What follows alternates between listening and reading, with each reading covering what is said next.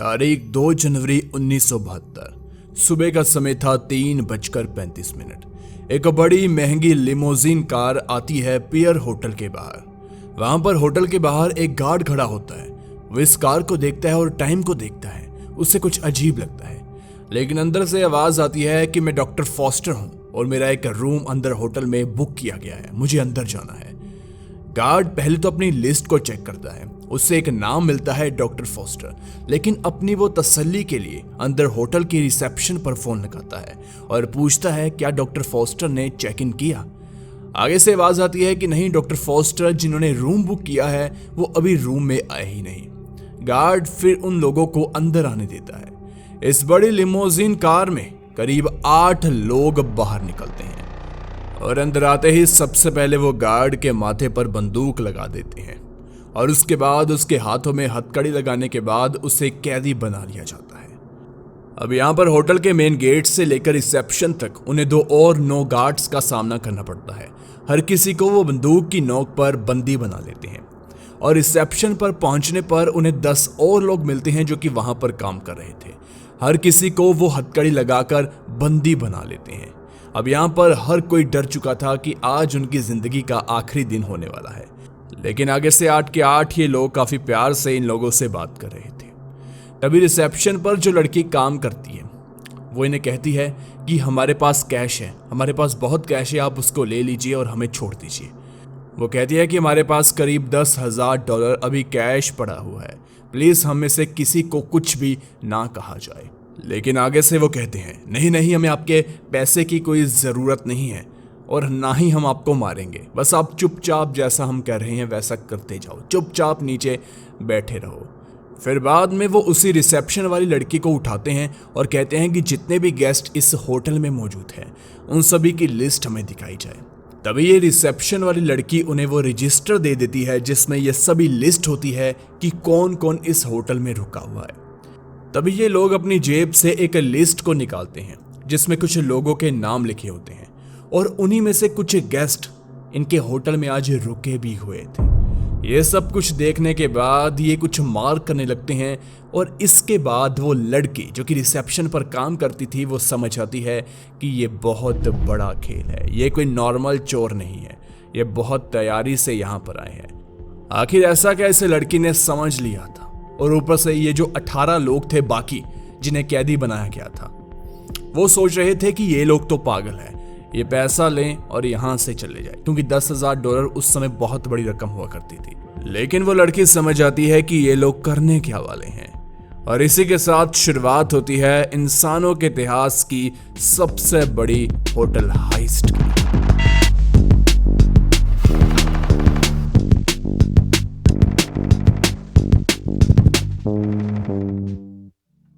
ये जानने से पहले कि इन लोगों ने होटल में किया क्या क्या, उससे पहले हम ये जान लेते हैं कि ये लोग थे कौन। थोड़ा सा हमें पीछे जाना पड़ेगा। एक व्यक्ति था जिसका नाम था बॉबी कंफर्ट। दिमाग का बहुत तेज, लोग इसे मास्टरमाइंड कहा करते थे। ये अपनी जिंदगी में कुछ बड़ा करना चाहता था बहुत जल्दी और ये काफी सालों से इसके ऊपर रिसर्च भी कर रहा था। इसने काफी ज्यादा तरीके ढूंढे थे, लेकिन उसमें से इसने 2 से 4 तरीके चुने जल्दी से बड़ा इंसान बनने के। ये अपने एक दोस्त को मिलता है जिसका नाम होता है सैम इससे बिल्कुल अलग। देखिए, बॉबी अमीर होना चाहता था, लेकिन वो चाहता था कि मेरे अमीर होने से किसी को कोई तकलीफ ना पहुंचे। लेकिन दूसरी तरफ सैम अमीर होना चाहता था। इन दोनों बातों में बहुत फर्क है। वो अमीर होने के लिए कुछ भी कर सकता था। सो इन दोनों ने एक प्लान बनाया कि लोग एक बहुत बड़ी चोरी करेंगे। ऐसी चोरी कि अगर एक बार अंजाम दे दिया तो सारी उम्र इन्हें बैठकर खाने में कोई दिक्कत नहीं आएगी। इसलिए ये रोज न्यूज़पेपर को पढ़ते, सारा दिन हर एक न्यूज़पेपर ये पढ़ते। थोड़े दिन की रिसर्च के बाद इन्हें समझ में आ गया कि ये लोग बैंक से, ज्वेलरी शॉप से या किसी और जगह से पैसा चुरा नहीं सकते, रॉबरी नहीं कर सकते। इसलिए इन लोगों ने होटल को चुना क्योंकि सेफ्टी के मुकाबले में ये थोड़े से कमजोर होते हैं और इनके पास कुछ और भी कारण थे जो आपको अभी हम बताते चलते हैं। लेकिन अब मुद्दा ये था कि किस होटल में चोरी की जाए, कहां से इन्हें बहुत ज्यादा मुनाफा होगा। ऐसे ही करते करते इन लोगों को और बात समझ में आई कि टीम की जरूरत है, अकेले ये कुछ नहीं कर सकते। इसलिए इन्होंने 8 लोगों की एक टीम बनाई जिसमें हर एक व्यक्ति अपने काम में पूरी तरह से माहिर था। कोई क्या करता था, कोई क्या करता था, ये आपको अभी आगे आगे पता चल जाएगा। लेकिन अब बहुत बड़ा सवाल यह है कि इन्होंने पेयर होटल को ही क्यों चुना, और दूसरा कि वो रिसेप्शन वाली लड़की ने ऐसा क्या देख लिया था लिस्ट में जो वो हैरान हो गई, और तीसरा इन लोगों ने 2 जनवरी की तारीख को ही क्यों चुना। इसके पीछे एक प्रॉपर प्लानिंग थी, ऐसे ही नहीं ये लोग उठकर आ गए। देखिए, पेयर होटल एक बहुत बड़ा होटल था, ये बात तो ये सभी लोग जानते थे, और आज भी ये बहुत बड़ा होटल है। लेकिन यहाँ पर दिक्कत ये है कि यहाँ पर सेफ्टी गार्ड बहुत ज़्यादा है, क्योंकि यहाँ पर बहुत अमीर अमीर लोग आते हैं रहने के लिए, और इसी के साथ जुड़ा है इनका यहाँ पर चोरी करने का, रॉबरी करने का प्लान। ज़्यादा अमीर लोग ज़्यादा पैसा। अब ऐसा तो नहीं है कि अमीर लोग अपने साथ पैसा लेकर घूमते हैं, इसीलिए तारीख चुनी गई 2 जनवरी। देखिए, ये तो हम सभी जानते हैं कि 31 को होता है नया साल, लेकिन इस दिन न्यूयॉर्क में बहुत धूमधाम से अमीर अमीर लोग पार्टी करते हैं, करते थे और करते रहेंगे। काफ़ी बड़े बड़े लोग इस शहर में आते हैं सिर्फ एक दिन के लिए, यहाँ पर रहने के लिए। उस दिन वो खुलकर पार्टी कर लेते हैं, वहाँ पर दारू चलती है, दारू के बाद होता है नशा। 2 तारीख को ज़्यादा लोग नशे में टल्ली होकर इस होटल में पड़े थे, और बाद में ये बात पता भी चले कि करीब करीब 70% जो गेस्ट इस होटल में रुके हुए थे वो नशे की हालत में थे। अब नशे की हालत में ये लोग इन चोरों से कैसे लड़ते? अगर कोई लड़ने आ भी जाता तो उसके लिए इनका पूरा प्लान एक और मौजूद था, वो भी आपको बताते हैं। खैर, यहाँ पर एक और वजह थी कि अमेरिका में उस समय 1-2 तारीख को बैंक बंद थी, और जो बड़े बड़े लोग, बड़े बड़े अमीर लोग दूसरे शहरों से इस शहर में रहने के लिए आए थे, उन लोगों को अपना सारा पैसा बैंक में जमा करवाने की जगह होटल के लॉकर रूम में रखना पड़ा, क्योंकि उनके पास कोई और ऑप्शन नहीं था। इस वजह से होटल का जो लॉकर रूम था उसमें बैंक से ज़्यादा पैसा, ज़्यादा महंगी चीज़ें मौजूद थी। इस वजह से ये तारीख को चुना गया। और ऊपर से जो ज़्यादा क्राइम होते हैं वो होते हैं 31 को।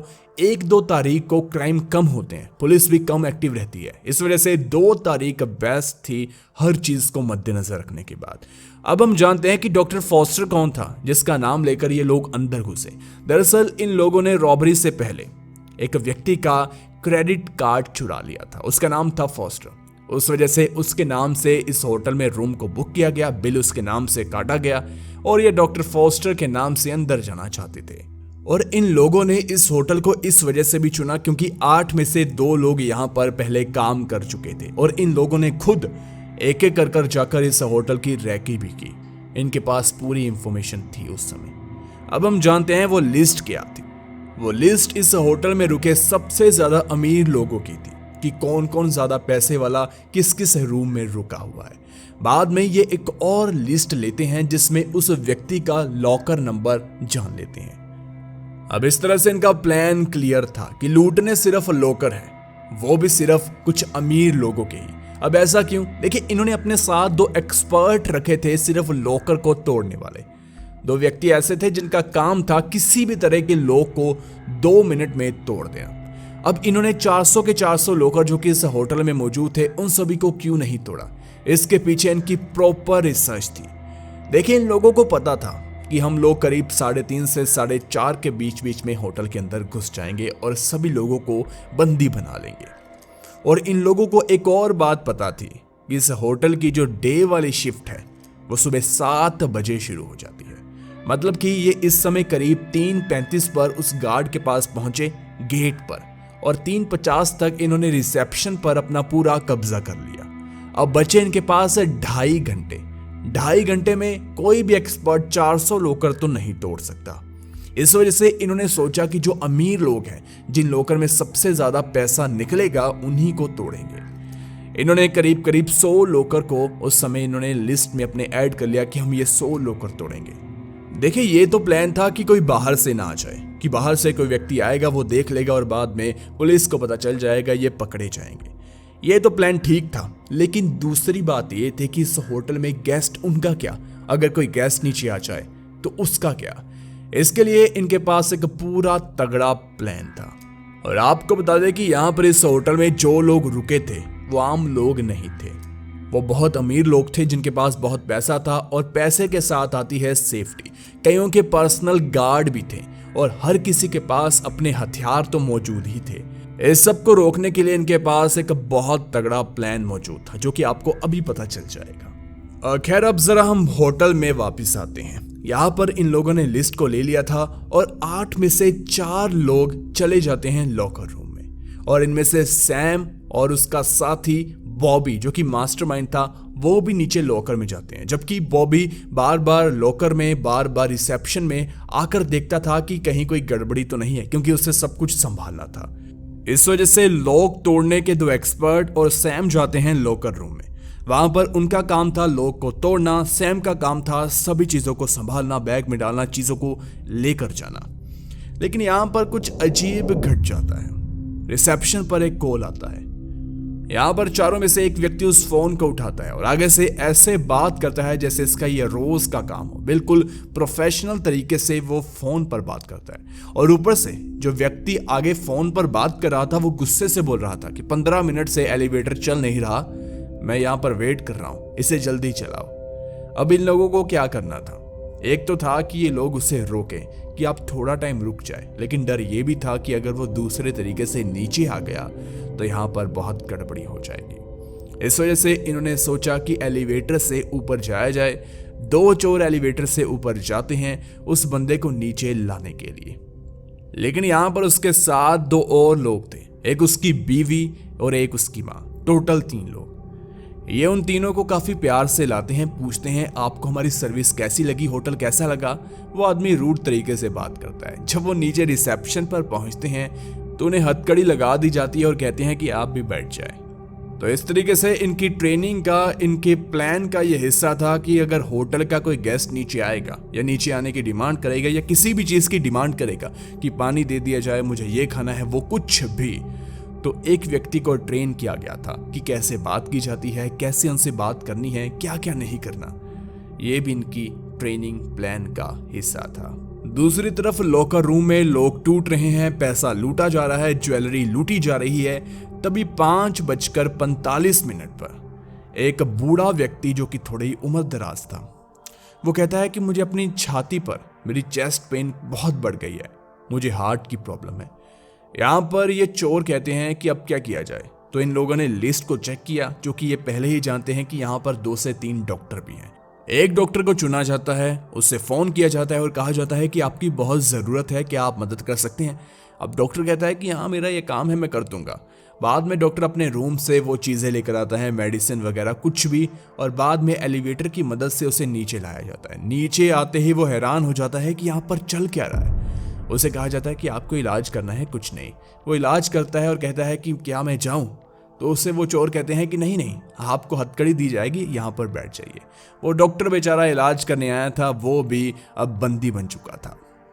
यहाँ पर बॉबी का प्लान था कि हम 6:15 बजे इस होटल को छोड़कर निकल जाएंगे, क्योंकि 7 बजे नए एम्प्लॉय आने लगेंगे। लेकिन यहाँ पर सैम की आंखों में वो भूख, वो लालच आ चुकी थी। वो चाहता था कि मुझे 10 मिनट और मिले, 5 मिनट और मिले, ताकि मैं ज़्यादा से ज़्यादा पैसा लूट पाऊँ, ज़्यादा से ज़्यादा पैसा कमा पाऊँ। लेकिन बॉबी को यह पता था कि अगर हमने लालच की तो हम पकड़े भी जाएंगे, इस पैसे से भी हाथ धो बैठेंगे, ज़िंदगी के कई साल जेल में भी गुजारेंगे। लेकिन करते करते करते 6:15 से अब सैम ने 6:30 कर दिए। बॉबी कह रहा था कि हमें जल्द से जल्द जाना है यहाँ से, लेकिन ऐसा ही करते करते सारा सामान समेटते समेटते 6:50 हो जाती हैं। अब इनके पास 5 से 7 मिनट थे यहाँ से निकलने के लिए।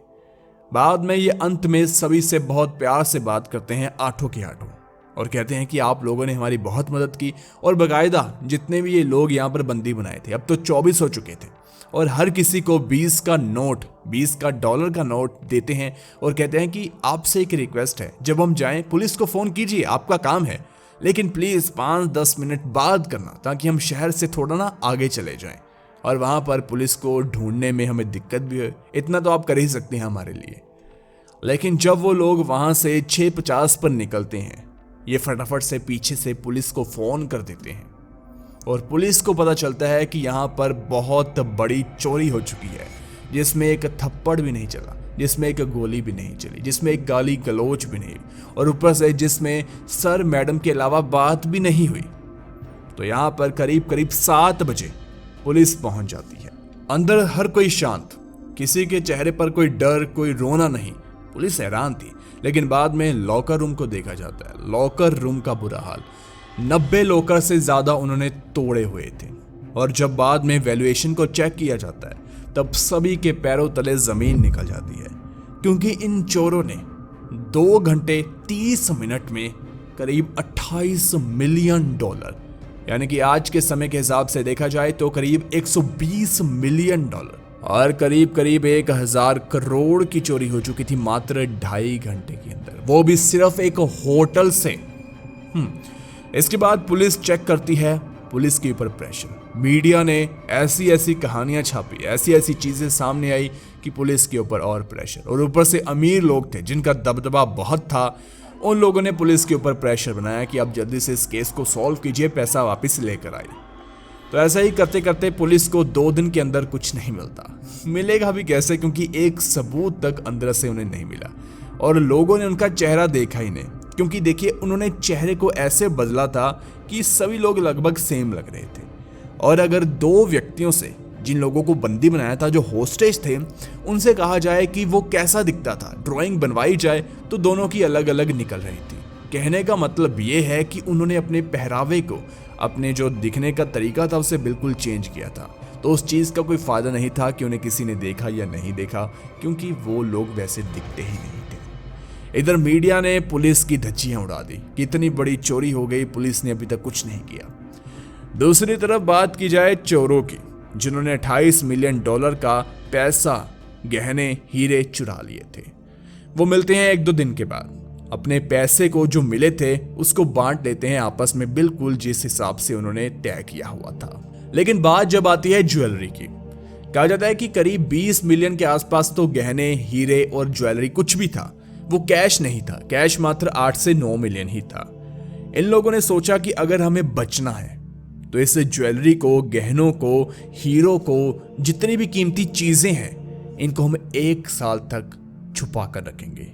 1 साल तक बिल्कुल भी किसी को बेचने की कोशिश नहीं करेंगे, क्योंकि बहुत बड़ा मुद्दा बन चुका है। अगर किसी ने किसी चीज को बेचने की कोशिश की तो हम सभी पकड़े जाएंगे, हमारी जो मेहनत है वो खराब हो जाएगी।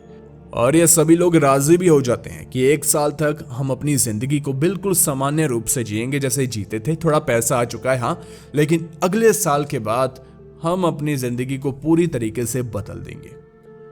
ये सब कुछ तय हो चुका था, लेकिन 2 दिन के बाद सैम को पता नहीं क्या हो गया।